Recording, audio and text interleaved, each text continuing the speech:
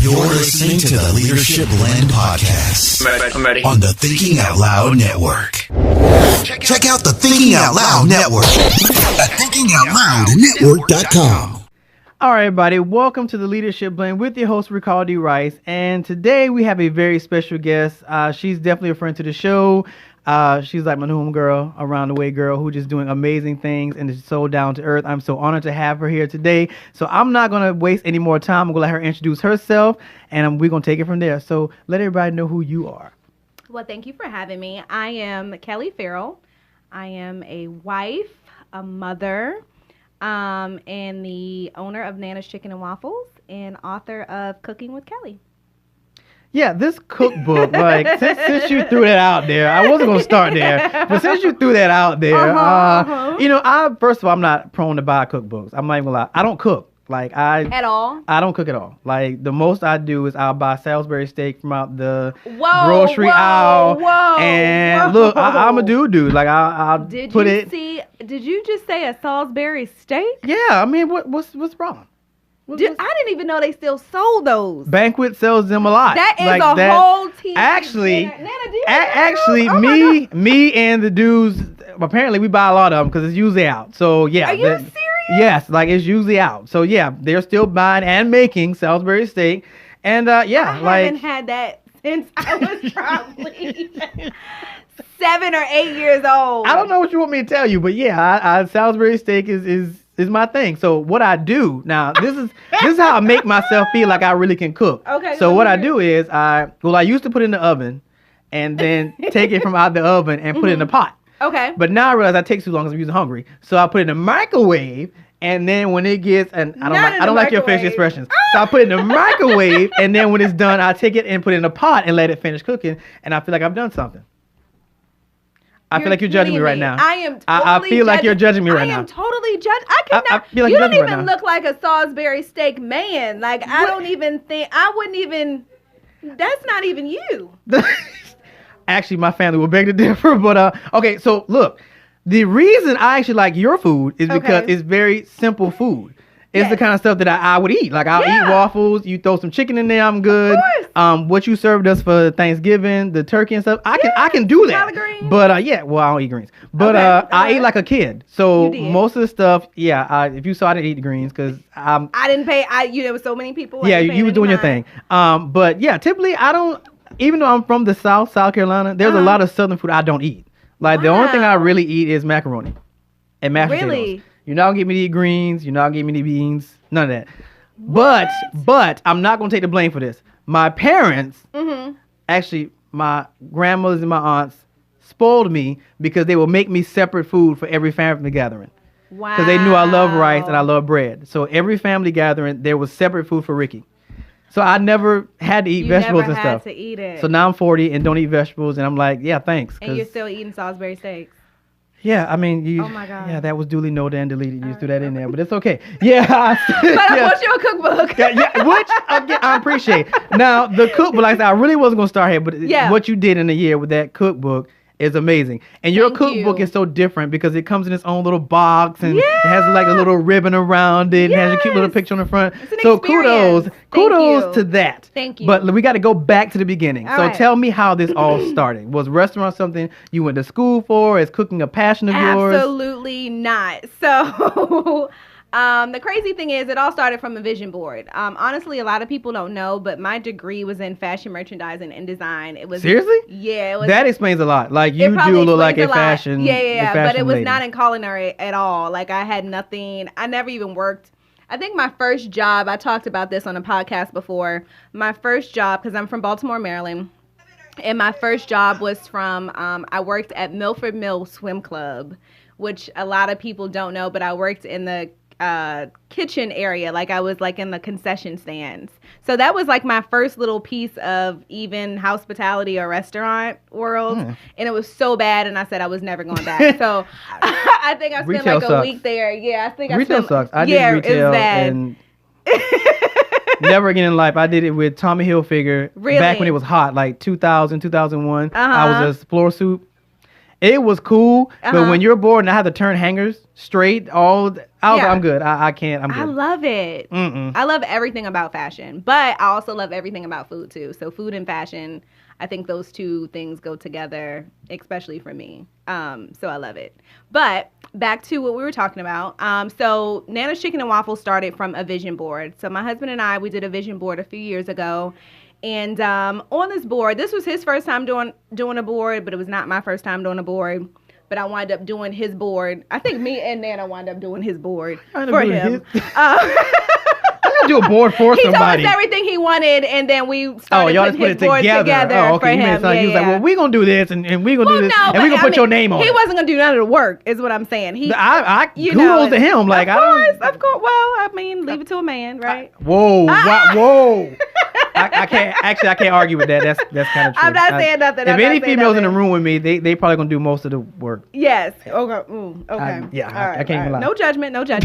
But anyway, so we did the vision board, and on that board, we really just put everything that we wanted on there. So we put vacations, we put homes, we put things for our family, we put businesses. We really just put everything that really inspired us for that following year. And on there, we had a restaurant. And at that time, we really didn't know what the restaurant was going to be. We just always knew that we wanted it to be breakfast and brunch inspired. That's probably the main meals that we loved. And we always found ourselves having to drive so far because we live in Conyers. We're residents in Conyers. And we would drive so far. And we lived in the city for the longest time. Like what? Like downtown Marietta? Yeah. No. We live like downtown, like Atlantic Station. And y'all moved to Conyers? We moved. I know. We moved. Okay, don't do it now. Conyers is Atlantic Station. I love me some Conyers. I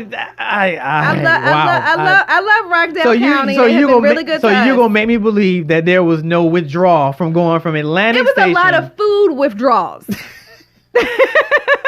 It was a lot of food withdrawals. But I mean, we have so many amazing businesses in Rockdale County. We have so many talented hairstylists, makeup artists, nail places. I mean, Conyers? Yes. My eyelash girl is in Conyers. My nail girl, I have 2 nail people in Conyers. Makeup is in like between Decatur and Conyers. My hair. Yes, I do dry cleaners, everything in Conyers. I love Conyers. Okay. Rockdale has been really good to us. Okay, I support the people that support us. And I believe you got to start supporting your community. That's the only way that wherever you're living is going to flourish, this right? This is absolutely true. So I like to support, and then who wants to drive 45 minutes to just go get their nails and hair done? I'm not doing all of that. I'm going to find somebody that's right here local and get it done, and we'll work it out. It's Conyers. I mean, I'm not going to sit in front and say I know a lot about Conyers. It's beautiful. I pass through there when I'm going home. We have a horse park. Really? Yeah, we have a horse park in Conyers. Absolutely, and we do big things in Conyers. Don't be throwing no shade now, Conyers. Right, I'm shouting out. It's nice. I mean, we have Old Town Conyers, which is absolutely beautiful. And honestly, I am very grateful for all the amazing restaurants that we do have in Rockdale County now. So it's growing. Okay, fine. Yeah, since I've been there for the last 10 years. All right, I digress. Okay. Carry on. I digress. So y'all did the vision board. Yeah, so we did the vision board. And really from that whole year, I must say that a lot of things on that board, once you put a board in front of you you have to envision what you want your life to look like. And if you don't look at it every single day, then you're not going to make choices that's going to help you to achieve that goal. So for us, it helped us achieve some of our dreams and our goals really by just kind of, it inspired us every day. You make different decisions. You make wiser choices. You envision what you want your life to be. So with that being said, we had this restaurant on our vision board, and we drove past this location every single day when we took our kids to school, because at that time, I think our kids were going to like Peachtree Academy. And we drove past every single day, and I had realized that their place had been 2 different restaurants, that they weren't successful. But that never once really crossed my mind of, well, if I put a restaurant here, is it going to work, right? So make a long story short, we got the place, didn't even think we were going to get the place. And from that, we got the place in August 2016. And we had no clue of what we were doing. We got the space and we did. We got the space. And then from there, we were like, okay, so what's next? Right. So we really didn't know. We've always both been entrepreneurs. So we had that. We had the drive, but we just didn't know what was next. And we received a lot of no's before we received a lot of yeses. Okay, in what regard? Like when you say that, like bank loans or and everything, yeah, and bank. Well, we financed the first we financed it ourselves. Oh, nice. The first restaurant, yeah. But okay, you say nice now. I mean, yeah, then it probably wasn't. But I mean, say now, nice now, but nice. It wasn't nice then, right? A lot of people don't know the trials and tribulations that goes into funding something when you have 5 children. I think we have 5. Yeah, we had the twins at the time, so we had 5 children, and really no idea of what was to come next. But it was called Faith Over Fear. And we said we were going to step out on faith and we were going to see if this thing worked. So what is your husband's background? Like, what does he do? My husband's background is in music. Yeah, so he had like a music artist, and we had the luxury car lot at the time. Well, before then. So he's always been an entrepreneur. Because I'm trying to, how do we get to a restaurant? That's what I'm like, how do we get to, like, I would own a restaurant. I told you it was the vision board. But I worked in restaurants. So really? At this point, oh yeah, half my life. We've never worked in a restaurant. Now, seriously? Okay, no, never at all. But okay, so my husband, he did a little bit, probably as a child, because his father owned a restaurant when he was a kid back in Louisiana. Yeah, so he kind of had an idea, but he ain't really no. Yeah, see, I spent half my life in restaurants, so I really? Oh yeah, no serving. Well, front end, I don't cook. Like I don't cook. Yeah. So serving, hosting, stuff like front end. Everything. Front end. Yeah, I've done all the front end stuff in the restaurant. Like my go-to is serving because I've never done a thing. The money is amazing. It's great money. Yeah. Yeah. You can go into serving. I can work part-time hours, make full-time money. Okay. So it's always been a go-to for me. But wow, you started a restaurant. Never worked in a restaurant. Yeah. Oh, it's one of the hardest things in your entire life. Yeah, that's one of the hardest things in your entire life. Something you want to do. Yeah. Okay, so y'all get the space. Uh-huh. And what happens from there? So we get the space, and we got the space in August, I believe, July or August. And needless to say, we did not open up until December. I mean, like, okay, yes. So take me back to the first day. Y'all get the building, you walk into, and you're just like, we got it. We got it. So what do we do? What do we do next? So literally, we probably started the wrong ways. I've learned a lot of mistakes along the way. It's funny because we were on a strict budget. So a lot of the things that we did inside the restaurant, we did ourselves. So it was me, Mark, and my uncle. So we painted. We did a lot of the cleaning. We had to figure out what this whole line setup was because, it's not like a real, like our restaurant, we have an open kitchen. So a lot of those things we had to learn ourselves. How do we build this and how do we build that? And I cook and Mark cooks. So that wasn't the issue. We just didn't know how to cook for lots of people, right? So we both came from pretty decent sized families, and we've always been, we've always cooked for our families. But to cook for, at this time, we probably have 300-400 tickets a day. That goes by. Like I said, I'm trying to wrap my head around it. It's like you've never worked in a restaurant, but you own a restaurant. Like I can't, because I've done it. So I'm just like, So this is when the learning goes into play. This is when it's a lot of YouTube. It's a lot of Google. It's advisors. It's people telling you, no, it's not going to work. It's people telling you, oh my God, you're going to close at 4:00. How are you going to make money? It's people saying, oh my God, you're just going to do chicken and waffles. Oh my God, you have these types of waffles. It's a lot of like discouraging times during that time. So how did you turn off the white noise to definitively decide this is what we're going to do? Like, how did y'all come to that? How did y'all have that come to Jesus moment after you've done the Googling, after you listen to individuals to say, that's cute, this is what we're doing? How did y'all come to that point? Him.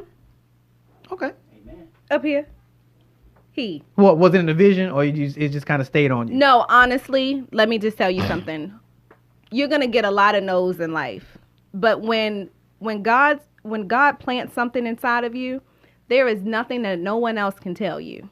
Sometimes he gives it to you just so you can see, right? Because we probably look crazy. I know we look crazy. We probably look crazy to friends, family, people in the community. But I just think back, if I would have listened to them, where would I be now? That is absolutely true. So we have always been a spiritual couple. I came from a very praying grandmother. I came from a very spiritual mother.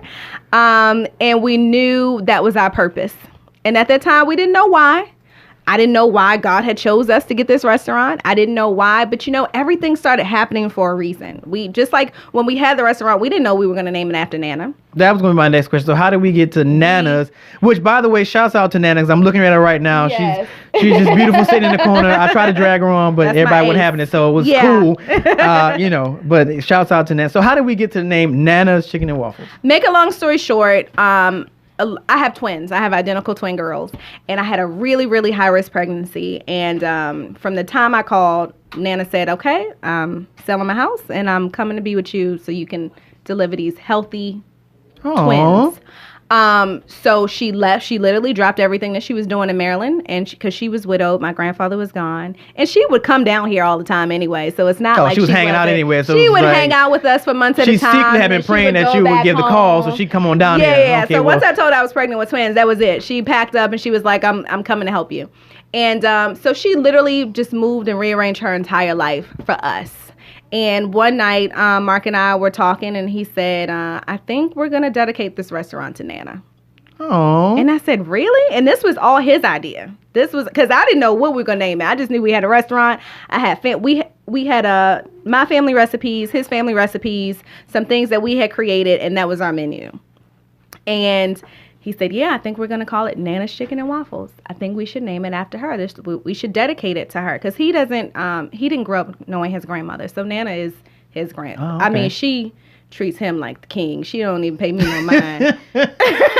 I don't know about that. Because you was kind of barking stuff today. And no, Nana was like, that's her baby, do XYZ. No, that's her baby. So that's how we came up with the name for Nana's Chicken and Waffles. And from there, we told her, and she cried. We showed her the logo and the name, and she was super excited. And even though she was already still invested, I mean, she became more invested of just really helping us build that foundation and just helping us with, a restaurant is just, there are no days off. We're open 7 days out the week. We close at 4:00. I still have to be a wife. I still have to be a mom. I still have to be a business owner. And she really does kind of help me with balance. There is no balance. So whoever tells you that is a lie. Which actually, Dr. Phillips, well, you know Dr. Phillips. Yes, Felicia, yes. She was here doing, she did TV last week, and she did a whole synopsis. I love her. Oh, yeah, she's that chick. That's my girl. She's that chick. Shouts out to Dr. Felicia Phillips. She's amazing. She inspires me. Yeah. Me too. Like, that was the first time I sat with her, and because I met her at MoguleCon. And when I sat with her for the TV, they was like, you didn't ask a lot of questions. I didn't have to. Like, you ask her one thing and it shoots to something else. To everything and you're else. just like, I don't want to stop her. Like, we're making longer segments. I'm not stopping her. Yes. So that's the absolute thing. All right. So take me to day one. You guys get everything squared away. You figure it all out. You make the menu. You get definitive about it. And then it's opening day. Tell me about opening day. So I was the crazy lady who said we were going to open the day after Christmas. You did that? We literally opened the day after Christmas. Oh my God. And it's crazy because we had to open the day after Christmas because our rent was about to be due, right? I'm keeping it 100% honest with you. Wait, are we talking about the house rent or the building rent? The building rent was about to be due. So I was like, well, we got to get this bad boy open, see if it's going to make some money. Because, all those free months rent, then it didn't pass by and deposits. And so we got to get this thing open. So I said we opened the day after Christmas. So wait, what day did what month did y'all go in the building? August. So this is, okay. I told you I didn't know what I was doing. Yeah. You thought I was joking. Well, I'm doing that's not terribly bad. Well, it's terribly bad for a rest. Well, it was a little bad. I've seen some be longer than that, literally. And their openings, even in that time. Well, probably because they have build outs. That's possible too. Yeah. That's possible. See, I didn't have a build out. The restaurant was there. That building like used to be like a Waffle House or something. It used to be a huddle house, probably like in 70s, 80s. That's what it looks like. Mm-hmm. Okay. It used to be a huddle house. Okay, that's all right. All right, so day one, you open the doors. Yes. Day one, I opened the doors. It was probably the longest day of my entire life. Wait, did y'all do regular hours or y'all stayed open longer that day? No, we did regular hours. We didn't tell anybody we were opening. We just turned on the open sign. Seriously? I swear to God. It was a soft opening, so we just wanted to see if people... Because let me tell you, people were coming. People were, like, when we were in there working and stuff, people were, like, coming, like, when are y'all opening? When are y'all opening? When are y'all open? And honestly, I think we were probably just scared to open.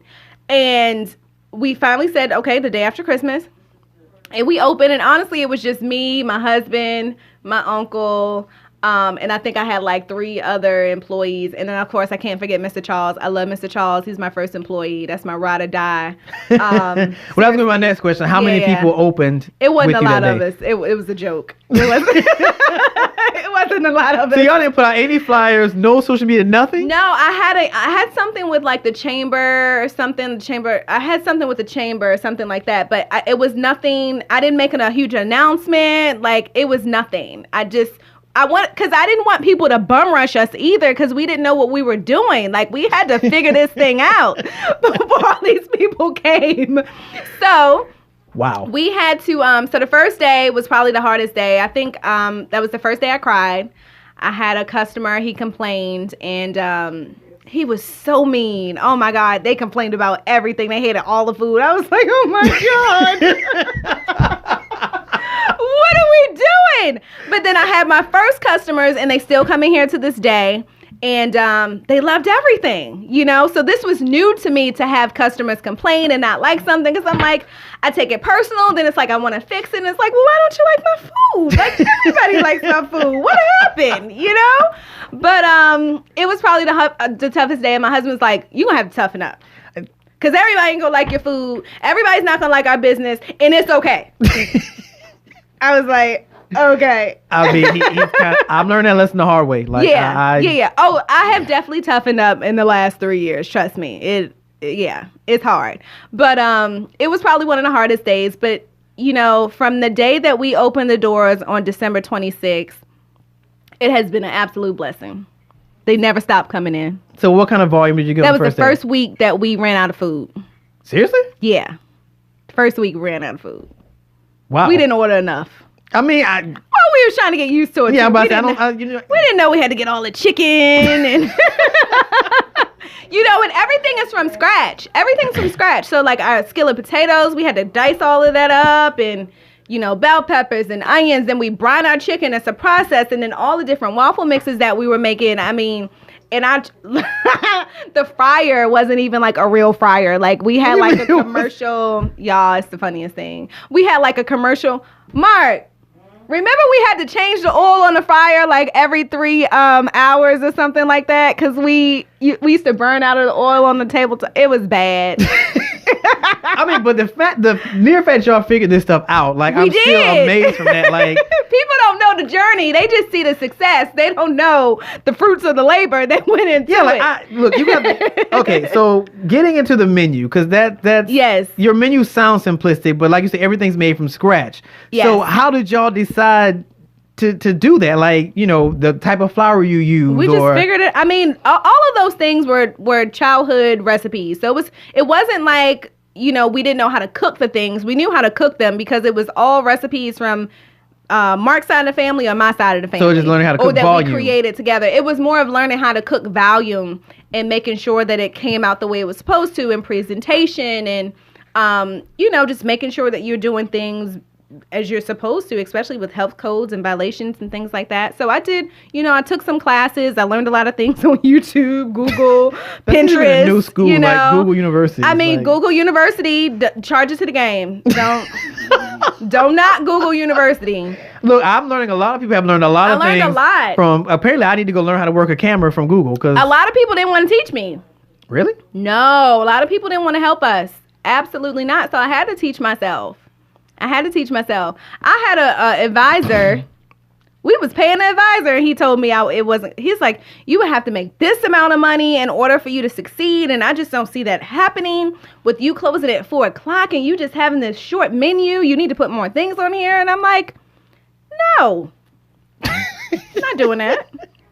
But I think that was the drive that I needed to fuel me to succeed. At that time, it was just like, why is he just so negative and bad-mouthing all of these ideas and what we're doing? And now when I look at it, I think that was just God's way of saying, like, you don't need validation. No, I got to put this fire up underneath you to let you know that you got to, well, first of all, it's going to work. And second of all, you're going to prove him wrong. But you just got to trust me. That is that. Wow. Okay, so you get through the first day. So let's go on to the second week. At this point, you're finding your groove. I'm finding it. You're finding your groove. So I'm what was your some more next... employees. I was about to say, so what was the next move? You got out your first week. In the second week, what was your thought process? It was like, okay, we got through the first week. Mm-hmm. Where do we go from here? So what was your thought process? Just keep grinding. Just keep going. Can't stop. It's not going to happen overnight. Right? You got to keep... even though we wish it would. Even though I wish it would happen overnight. Nice. But I don't wish it would have happened overnight. Every trial and tribulation and everything that has happened to me has only made me a better person for where I'm going. That has really helped me to be smart, to make wiser decisions, to watch the people around me, to helping others. I mean, building community. Like, it's just, I needed all of that, right? All of that rolled up has made me a better woman. It's made me a better business owner. It's made me a better wife, a better mother, a better leader. What is the most important thing. So as frustrating as it may seem, I needed that. I needed all of that to happen. All the complaining and all the, back up against the wall, trying to figure out where this is going to come from, trying to figure out where that's going to come from. I needed all of those lessons to make me a better person. That's what it's all about. Because if it's handed to you, you're not going to appreciate it. I appreciate every single person that walks through my doors. I never take it for granted. Because I know, for me, that shows that my hard work is paying off. Right? Because some people see it. They say the fruits of the, they see all these things or material things or whatever the case may be. But you don't know what it took me to get to those things. You don't know the behind the scenes of where of how that happens. Right? That's some crazy stuff. Because we've talked, but I've never gotten a story. So I'm like, the thought of you owning, because I know what it takes to run a restaurant, having worked in them and managed them. So I'm like, the thought of it going in almost blind. It's like, no, I worked. It was me, my husband, and my uncle. It was just us and Mr. Charles. Can't leave out Mr. Charles. That was us on that line. For how long? For a very long time. I think the first year I worked, I had no days off, probably one day off. The first year I worked every single day. Where Nana was like, you have got to take a break. Your kids need to know who you are. That was one of my next question. So I think they coined the phrase womanpreneur. I think they've coined that phrase. Mm-hmm. As a womanpreneur, so you're at the restaurant, 6 to 4, 6 to 5 every day? Yeah. What does it look like after you leave at 5? We'll say 5. What does it look like what was it looking like after you left at 5 o'clock? Because you have kids at home. So how did that work? Home. Tired. But so we imagine you have 5 kids. I have 4 kids at home. One is in college, and it was a lot of work. You have to turn it off. You got to turn it off, which is very hard, right? Because when you go home, you think of 20,000 more things that need to be done. You got to do this. You didn't send this email. You got to send out the schedule. You got to make sure you're doing payroll. You got to make sure you're doing this. So it was really hard, and that's why when I say like balance, people don't really have balance. They're lying to you. Let me be honest, right? Because there is no balance. But one thing that I can say that I've learned is about this whole balance situation between business and family and spouses is something is going to have more than the other. Mm. But the thing that has more is really going to benefit the other, right? So for me, work, that was my main priority. Why? Because I have 5 children that I have to feed. And then I have 25 employees that I have to make sure that I'm paying payroll. And I have a husband that I need to, so there is no balance. I think you just have to figure out what works best for you. And I think everybody's different. For me, my kids understand. And even now, like my 12-year-old's working in a restaurant. She's going to work. Facts. You want hot chocolate money? Come bust these tables. But it's not about, it's about her seeing that her mother works hard for everything that she has. And it's going to make her appreciate more of what they do have and what they don't have. And they see, another thing is they see a hardworking woman. They know what it's like to look all dolled up and pretty. And they also know what it's like to be with non-slips on and a baseball cap. Which actually, okay, so... Because we've been over this. So I met you this is 2020. Mm-hmm. So it had to be 2018. Yeah, you met me with my kids. Yeah. Okay, so I have to tell the story because I have to tell the story because look too bad. I have to tell the Don't story. make me look too bad. Because I didn't meet Kelly, the entrepreneur. I met Kelly, the mother. The mother. I met the mother. I didn't even know who she was. She don't play by her kids. Yeah, she don't play. Okay, so at that time, I was a event supervisor for Andretti's in Marietta. Yeah. And one of the associates comes running to me and she's like, oh my God, I had this party that's supposed to be 10 kids and now there's a party bus and there's 30 of them. And I'm like, wait, what? She's like, yeah, and there's this and blah, blah, blah. And she's like, but I'm in VIP 1 and VIP 1 at the max can hold 20. She's like, God. She's got like 20 something kids and she has family and there's a cake. And I'm like, okay, hold on. So my first instinct is like, well, you out of luck because your contract says 10 kids. It's Saturday. I don't have the spacing for it. XYZ. So I come in the room. I think I talked to you, and I was like, okay, she's kind of nice. So I think I can make this work. So I was like, you know crazy. What? Yeah, she wasn't crazy. She was really nice. And I was like, you know what? I'm gonna try to work this out. So I think I said, give me 20 minutes, and I'm gonna work this out. So we took the wall down. Y'all started taking walls. Yeah, we had to take the walls down. We had to move tables. I had to check the BOs and make sure we could use it. She had a whole production. And I'm like, ma'am, you supposed to have 10 kids. What is this? I don't know where so I was like, I was like, okay, so we're going to take the wall down, whatever the case may be. So we take the wall down. I get her in. She's so nice. Somehow we got on the conversation of talking. Yeah. Or we started talking about what she does. And I was like, wow, she actually has a restaurant. And you got this whole thing going, this whole setup and get up. And, you have time to do this. And, she's like, why don't you come to the restaurant? Yeah. And I was like, where's the restaurant? She was like, Kanye's. Yeah, about that. I live in Marietta and, yeah, so we're not going to do that. But I kept up with her in that time span. Then we get to MogulCon with Dr. Phillips, and I see the layout. I'm like, y'all got Kelly? Amazing. Oh, yeah. I was like, yeah, I got to get Kelly. I got to get her. That phenomenal. Episode was, I thought it happened in December. She was like, no, that happened in October. Really? Was it in October? She said it was in October. She was like, the last week in October, which is my birthday week. I was like, really? It feels like it was December. That's the impact it had. Wow. So fast forward. Now, you've done pop-up shops as well. I have. I've done some pop-ups at home. I've done some pop-ups even around the city of Atlanta, like for Super Bowl. But we catered Super Bowl last year. But I also did a pop-up at a club one night. It was crazy. Well, actually, that makes sense. Yeah. Because when people leave the club, they want chicken and waffles. Sounds good. We had a good time. I'm sure y'all made a lot of money, too. Everybody was hungry and probably hungover. They love some chicken and waffles. That sounds ideal when I leave the club. I was like, chicken and waffles outside? Yes. Bro, it was good. And we were inside. They were in the club eating chicken and waffles. Seriously? Mm-hmm. What made you want to do pop-ups? Like, what was the thought process? Because like I said, you just now mastering a restaurant. Yeah. We're so far. So the Conyers is a drive. I get it. I understand. And then when you get there, our space isn't that big. So you have to wait. And I cute. See it. I understand. It was the perfect size for a starter business. Absolutely. Right? Absolutely. It's the perfect size for a starter business. Mm-hmm.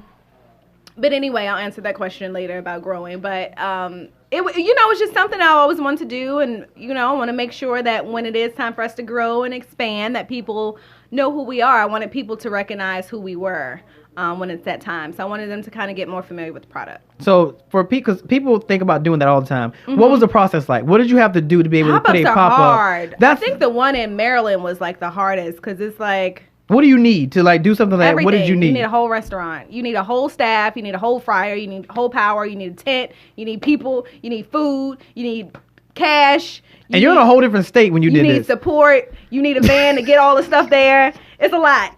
But my hometown showed me so much love. So I wanted to go back home and show them everything that I was doing. It was good. Did you need permits and stuff like that as well? They took care of all that for me. Oh. They just wanted me to come, and it was amazing. It was absolutely amazing, and it was for community. So it was a partnership with Johns Hopkins. Oh, nice. Yeah. So it was really good. Oh, so that took a lot of pressure off of it. Yeah. So I wasn't tripping. It was great. Your name. And my family and friends and fellow Be More people, they came and showed me so much love. So it was great. Okay. Yeah. All right. So we move forward, and now we have the idea for a cookbook. Yes. How did that come about? So I've always wanted to implement family recipes. I've always wanted to just kind of give people more about me, because I feel like a lot of people didn't really know about me. with the business, and for a long time, I never told anybody that I was the owner of Nana's Chicken and Waffles. I just worked there. That's what you said? Mm-hmm. Well, they follow your Instagram. Clearly, that wouldn't be true because your Instagram is lit up. Well, with I stuff. just became more relevant on my Instagram. But if you look before, I wasn't relevant. I was just a worker. And it's mainly because I wanted to make sure that the business was successful with or without anyone. That right? makes sense. So that I didn't want the business to be, people are going because of this girl. No, I wanted people to go because of the food. I didn't want them to go knowing me or, that I don't think they knew Nana was a real person until they met her. I didn't lie. Yeah, you didn't know. And then Nana she doesn't have a color, right? Because for me, everybody has a Nana. Everybody has a grandma. And the experience is supposed to be relatable for all walks of life, not just black people, white people, Asians, Indians. I mean, whoever you are, the food is relatable to your grandmother's cuisine, and that's that's what it was all about. That's a good. So I didn't realize that the colors in that. I just realized that. No color to Nana. Even though Nana's my Nana, but for us, Nana's Chicken and Waffles isn't about a color. It's about a Nana. It's about a cuisine. It's about taking you back to your childhood, growing up in your grandmother's kitchen, eating breakfast, eating some fried chicken. It could be down to skillet potatoes or banana bread or beignets. It's just kind of more of that diverse cultural experience for us. That's a good marketing ploy. I didn't even realize. Now that I think about it, I'm like, there's no color in the logo. Yeah, I don't want it to be color because it's for everybody. When you're inside of Nana's Chicken and Waffles, everybody has that one thing in common. You love chicken and waffles, no matter what you look like. You coming to get you some chicken and waffles. And nobody's here to judge you because it's not a one person's dish. It's everybody's dish. Yeah, that does kind of cross the diversity lines. Yeah. All right, so you say I want to do a book. Yes, I want to do a book. And I wanted to do a book of I didn't want to do just a regular cookbook, right? Because that's not me. Yeah, I don't think you do anything on a small scale.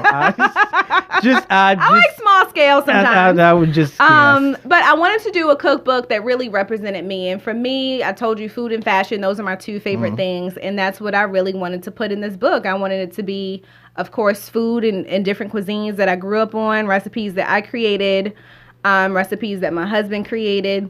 And then I also wanted to be some background information about me and about my family. And it's an inspiration book with some food in it. What? It is. It's an inspiration book with some food in it. I mean, you're going to cook. Hopefully you'll cry a little bit. Hopefully you'll get inspired. Hopefully you'll have a mimosa. Wait, what? Okay, and then hopefully you'll be inspired by fashion. That's what it's all about. It's just showing me, right? I am a working mom, a working wife, and I see a lot of people that look like me, but we're not doing some of those things, right? Because when I look at cookbooks, I'm not relatable to those women. I'm just not. So I want to become relatable to the people that look like me, to the woman who's balancing it all out, to the woman who has multiple children, to the woman who's learning how to become a wife, who's learning how to become a good mother, who's learning how to become a good entrepreneur, a good leader. So my cookbook wasn't the normal cookbook. I wanted to be more relatable to women like myself. So how did that translate in pages? So there's more than just recipes in this book? Yeah. You have some inspiration, you have some quotes, you have some background information, introduction about me. Of course, it's more food, but you have some fashion inspired in there as well. Some entrepreneurial tips.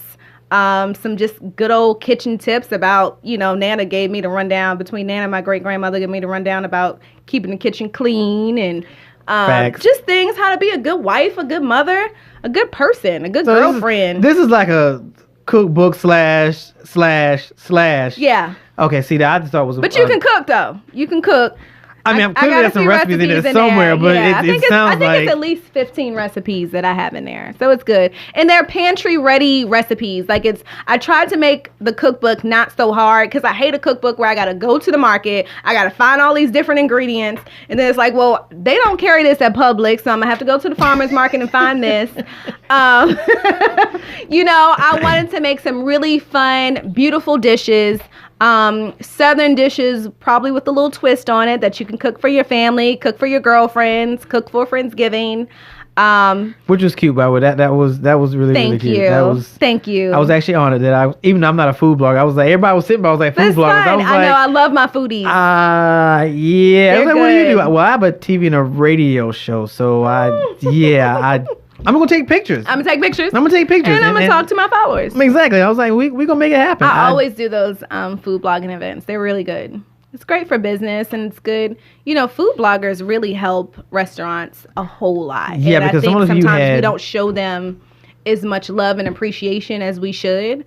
So I like to just kind of give them a little night on us where we just come and have a good time. Yeah, they have like buku amounts of followers. I followed them. Yeah. I'm like, y'all have like buku amounts of followers. And let me tell you something. People really follow them. Well, I mean, those pictures are kind of nice. Like, yeah. People actually like the picture I took because I took a before and after. Yeah. And everybody that knows me know I'm picky. Yeah. So it was like, wait, you ate all the food? You ate all the food. I was like, yeah. And actually, I wanted and got seconds.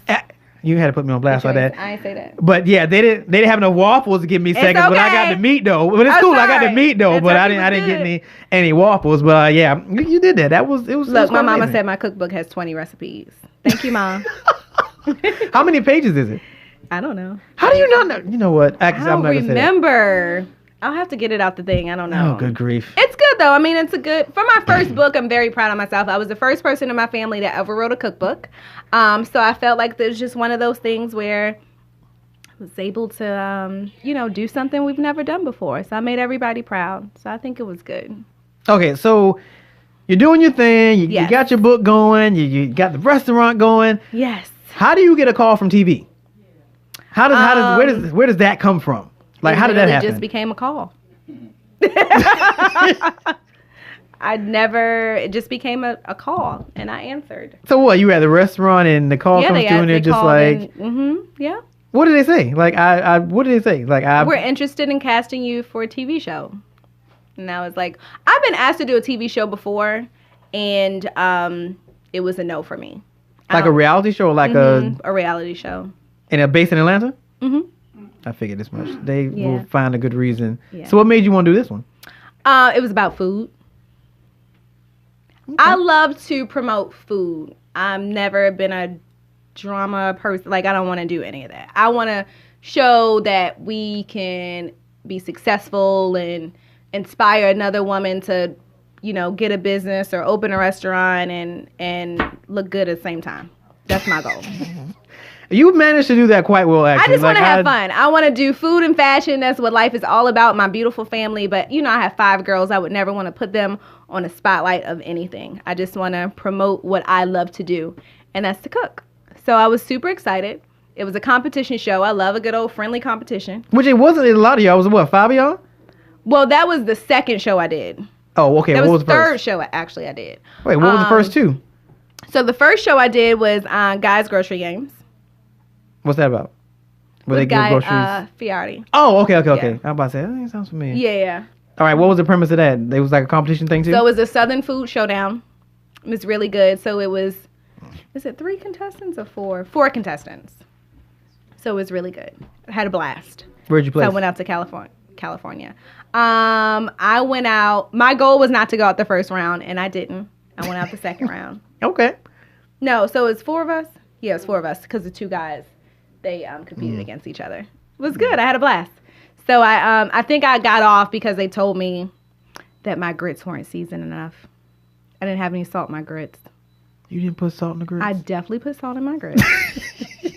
And anybody that knows me knows that I put salt in my grits. Okay. Yeah. So the second show. But we had a blast. I had a good time. It was all fun and games. And that was their first time tasting fried lobster tail. So. Okay, score. I did what I needed to do. Score. Yes. Okay. So the second time it was a show, I think it wound up being canceled, so I can't talk about that show. Okay. And then the third show was the Ultimate Thanksgiving Challenge, where that was 6 or 5 of America's top chefs in the world, which I was like, what? Which you did your thing on that one. Y'all had. Let me tell you something. I had the best time of my life. Those chefs were so talented. They were so all amazing. And just to be in the same room is them, I felt honored. Seriously. Because they were everybody was like really, really good. Because I've heard you say you don't consider yourself like a chef. I don't consider myself like a real chef, right? Because a lot of these people that I go up against, they are like classically trained chefs and they went to school. And I'm like, I just learned in my grandmother's kitchen. Like, I don't know what to tell y'all. I'm a completely different girl, but I love it. But it for me, it just kind of gave me that drive. And I had a good time. I had a blast. I mean, it looks like y'all got along swimmingly. And we did. We had so much fun. I mean, shout out to Christian. He won. He's so amazing. Wait, which one is that one? He has the blue hair. He has a restaurant in Ohio. Yeah. Oh, the black guy won a score. Okay. Yeah, he's so good. And we were actually partners for one of the rounds. So I think I saw that one. Yeah. I cooked the Cornish game hen. And it was good, though. I had an amazing time. I love Food Network. They have been so great to me, and hopefully I'll be back on there soon. So the city did something for you. Yes! What did the city do? Oh my God. So the city of, well, I guess it's called, would it be Rockdale? Gave us a proclamation. So December 3rd, 2019, we received our official Nana's Chicken and Waffles Day. So I was so excited. That is amazing. Yes, and I got that call. I was so excited, and I was so happy to really be able to share that with Nana. So it was a great day. Like I said, y'all can't see Nana, but she here smiling. And she's such a she's so proud. Which she should be. Like, I said, why am I going? She said, just look pretty. I didn't tell her. Yeah, I didn't tell her. She said, where am I going? I said, Nana, just dress up nice. I'm going to marry you off. It's okay. And she's like, okay. And look, she coming in with a full-length mink coat on. Dress. All right, mother. Yes. Right. All right, Nana. That's what I'm talking about. You told her to get dolled up. That's what she did. I was marrying you off, too. But she was so happy. Yeah. So we were so honored to receive that proclamation. It goes to show that hard work and sacrifice really does pay off. So that was an amazing time to, because usually sometimes you get those things when somebody's gone, So for me, I was very excited to have her here and she can receive her own day. So good deal. We'll go big next year for December 3rd. Congratulations on that one. That's amazing. I saw that. I was like, whoa, when did that happen? Yes, I know, okay, right? When did that happen? It's been great. Yeah. All right, so plans for growth. Yes. So now that you guys have kind of stay on here asking. Yeah, I mean, it's time. It's time to know. So, what are the plans for growth? It's coming. That is not an answer. Like, what should we? You know what? I'm just gonna dust off my suit because I'm expect to get an invitation when the second Nana's opens. Something.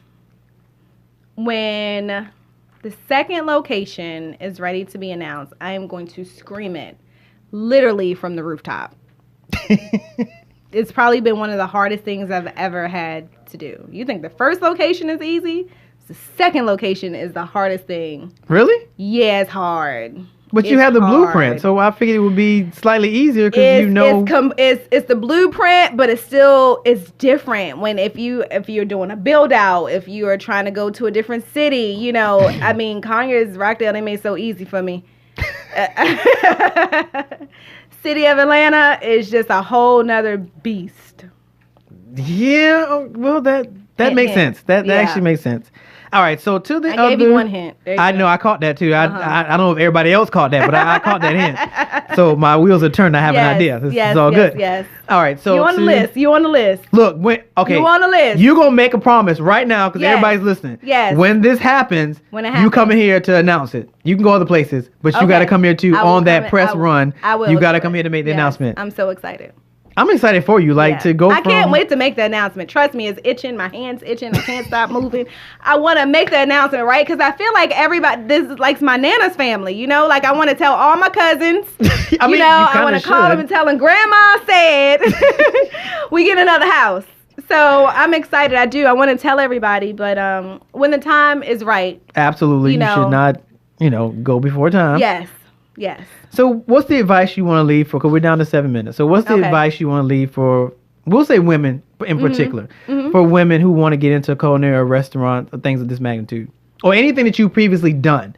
What would be the advice? Because honestly, culinary, men kind of do what they do. And, although women cook, Yeah. The thought of them cooking on a stage or owning a restaurant is still kind of taboo. Yeah. So, what would you say to the woman who has this thought? So it's on her vision board for this year. To the women that have inboxed me, to the women that have sent me messages on email, to women that has come up to me in the grocery store. Really? Shout out to my girl. She lives up the street. To those women, my words of advice would be go for it, right? Because you are going to get a lot of no's before you get a lot of yeses. But you have to have faith over fear, and you have to step out and know what's meant for you is meant for you. Nobody can take that away. And really just remain focused, remain humble, and work your tail off. Yeah, restaurant is no joke. It's no joke. At all. The restaurant is no joke. No.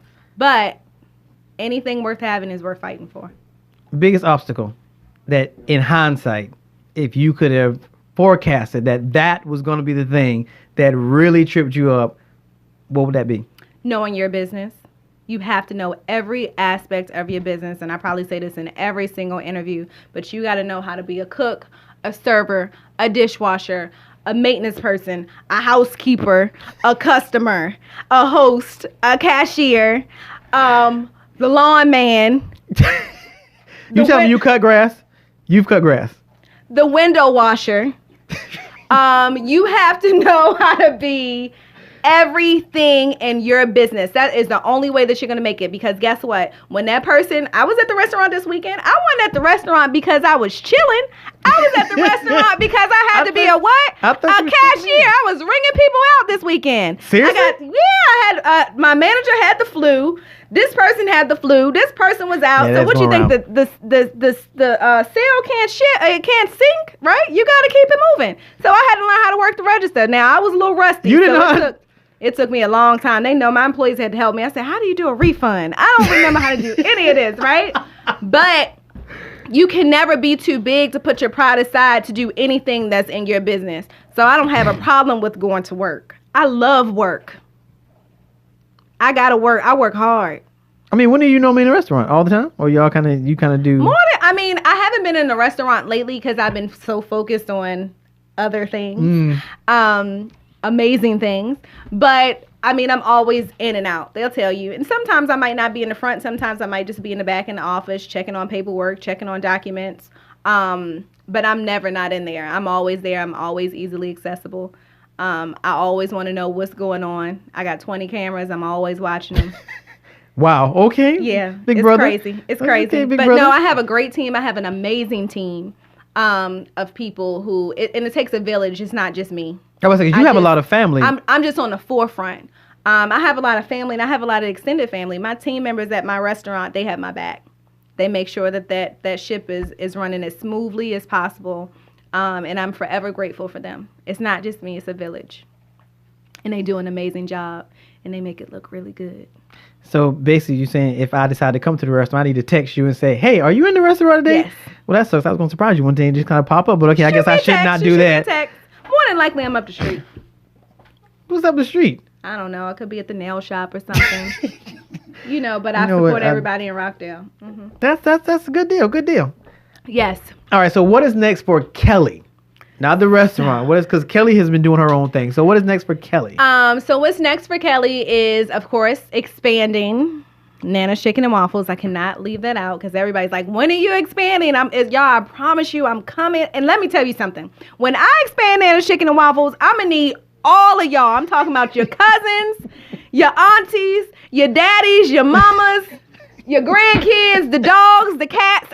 Y'all better all be there. Look, if you put it closer to us, I would be there. Let me tell you something. I'm talking about y'all better shut that street down when I open this next location, because they give me the business. But I'm not mad at them. I get it and I appreciate it. But they better come with everybody. I'm talking about They better find some people on the street to bring with them. Grab somebody's hand who ain't never been. But anyway, so what's next for Kelli is expansion. I'm working on a YouTube channel. I'm super excited. That's about right. So I'm working on my YouTube channel, Cooking with Kelli, and that will be out the first week in February. Yeah, so I'm super excited. We're going to have a blast too. So I'll start filming that next week. And then I'm doing a Mommy and Me cookbook with me and my girls. So that should be out this summer. You're such a mother. You're such a mother. And really just, leadership, really just trying to help with community. I'm doing a drive with Tequila Levitt starting this weekend, actually. It started already. But we're doing some things for domestic violence, and in shelters we are packing a bag. Oh. So if you bring in any women merchandise, combs, brushes, all the things that women would need, we are packing bags for them, and you get 10% off your meal. Oh, nice. So I'm super excited to partner up with that with her. And then I'll be speaking next Saturday for the NARS Association, National African American Restaurant Association. They're having a big thing on Saturday, so I'll be there. I think that's from 6 to 11. And no, not 6 to 11. 11 to 6. Yeah, 11. I think 11 a.m. to 6 p.m. And then just some amazing other things going on, and always check my Instagram. That will always be on there.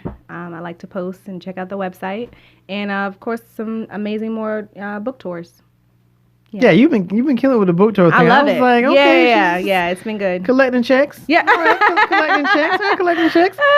All right, so collecting checks. How do people get in touch with you? The restaurant. How do they give the address to the restaurant, and if they want to reach out to you for whatever reason? So the address to the restaurant is 1040 Flat Shoals Road, Conyers, Georgia, 30013. Our website is www.nanaschickenandwaffles.com. Instagram is Nana's Chicken, the letter N Waffles. And Facebook, Nana's Chicken and Waffles. Twitter, I don't even know the password to that. People actually pay attention to that. I didn't think they did, but they do. Twitter. Yeah, they actually pay attention to it. I don't know how to use Twitter or Snapchat. So if any social media experts out there, can you please hit me up, because I do need a little help with that. And then Cooking with Kelli, cooking with a K with Kelly.com is on the website. You can find the book as well. And the social media handles are all Cooking with a K with Kelli. Yeah. That's all right. Final thoughts for people for the listeners. Any final thoughts? No, just my words are always faith over fear. Just always make sure you have that faith over fear, and you can achieve anything. All right, everybody. Yes. There you have it. The amazing Kelli. And we thank you for being with me on today. Thank you. And now we got to go because she has to do TV. So we have to go do TV. So we will see you guys next Monday. Next Monday is the 21st, I think. Yep. I'm not even gonna lie, I can't remember. There's a whole schedule. Go to my website at ricecommunity.com. I have radio and TV scheduled with guests. I'm not even gonna front. I can't remember who's where. So go to ricecommunity.com. That's Rice with a W, and you'll see the schedule. You'll see where everything airs at. You'll see how to get in contact with me. All that good stuff. Facebook, Ricardo Ricky Rice. LinkedIn, Ricardo D. Rice. Instagram, RD Rice, as well as Leadership Blend Media. We're everywhere. Even Twitter. Even on Twitter, you can get me even on Twitter. Even on Twitter, since you put me on blast by getting seconds. Yeah, even on Twitter, I'm out there. So yeah, we will see you. Somebody gonna help me. You will see you next Monday, same time, same place, on the Leadership Blend with your host, Ricardo D. Rice. Awesome. You're listening to the Leadership Blend podcast. I'm ready. On the Thinking Out Loud Network. Check out the Thinking Out Loud Network at thinkingoutloudnetwork.com.